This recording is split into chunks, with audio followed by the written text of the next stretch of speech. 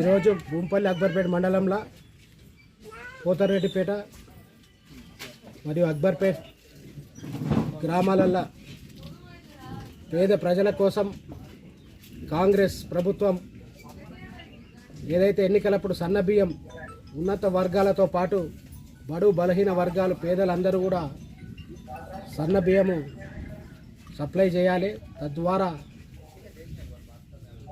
ఏదైతే దొడ్డు బియ్యం ద్వారా అవినీతి జరుగుతుందో సమాజంలో దాన్ని అరికట్టడానికి మరి ముఖ్యంగా మళ్ళా ప్రజలకు సన్న బియ్యం అందించాలని ఒక మంచి కార్యక్రమాన్ని ముఖ్యమంత్రి గారు ఎంతో పెద్ద మనసుతో సాహసోపేతంగా నిర్ణయం తీసుకున్నారు. మరి దుబ్బాక ప్రజల తరఫున రైతుల తరఫున ముఖ్యమంత్రి గారికి ప్రత్యేక ధన్యవాదాలు. మరి రైతులకు కూడా విజ్ఞప్తి చేస్తూ ఉన్నా, కాంగ్రెస్ ప్రభుత్వం మరి సన్న బియ్యం వడ్లు పండించే వారికి 500 రూపాయలు బోనస్ ఇస్తుంది కాబట్టి ఆ అవకాశాన్ని సద్వినియోగం చేసుకొని మరి ఈ రేషన్ షాప్ల ద్వారా సన్న బియ్యం ప్రభుత్వానికి అందించి మరి చేదోడు వాదోడుగా సపోర్ట్ చేయాల్సిన బాధ్యత కూడా తెలంగాణ రైతాంగం మీద ఉంది. కాబట్టి రైతులందరూ కూడా సన్న బియ్యం వేయండి.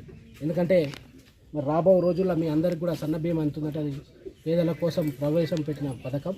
మరి ఈ ప్రాంతంలో ప్రతిపక్ష పార్టీ ఎమ్మెల్యే కూడా ఈరోజు కాంగ్రెస్ ప్రభుత్వంలోనే అభివృద్ధి జరిగింది. 10 సంవత్సరాల తెలంగాణ పాలనలో ఏ తెలంగాణ ఉద్యమం ఇక్కడ ఉవ్వెత్తున లేచిందో, ఏ తెలంగాణ ఉద్యమంతో పదవులు వీళ్ళు తెచ్చుకున్నారో ఆ పదవుల ద్వారా ఈ ప్రాంతానికి న్యాయం జరగలేదు. కాంగ్రెస్ ప్రభుత్వం రేవంత్ రెడ్డి గారి నాయకత్వంలో దుబ్బాక నియోజకవర్గానికి నిధులు వచ్చినాయి, వస్తూ ఉన్నాయి తప్ప ఆ రోజు కేసీఆర్ గారి పాలనలనే వివక్షకు గురైందని చెప్పి స్థానిక శాసనసభ్యుడు పత్రికా ముఖంగా ప్రకటించిండు. మరి ఇన్ని రోజులకు 10 ఏళ్ల తర్వాత శాసనసభ్యుడి గారికి దుబ్బాక నియోజకవర్గ ఆత్మగౌరవం కోసం ప్రతిస్పందించినందుకు వారికి ధన్యవాదాలు తెలుపుతూ మరి రాబో రోజుల్లో కూడా ఇంకెన్నో అభివృద్ధి కార్యక్రమాలు కాంగ్రెస్ పార్టీ చేయబోతూ ఉంది. గతంలో 2014 ముందు దుబ్బాక నియోజకవర్గం అభివృద్ధి కాంగ్రెస్ తోటి అయింది. 2024 తర్వాత దుబ్బాక నియోజకవర్గ అభివృద్ధి కాంగ్రెస్ తోటి అవుతుంది. ఇది ప్రతిపక్ష పార్టీ ఎమ్మెల్యేనే చెప్తుంది కాబట్టి ప్రజలు కూడా గమనించాల్సిన అవసరం ఉంది.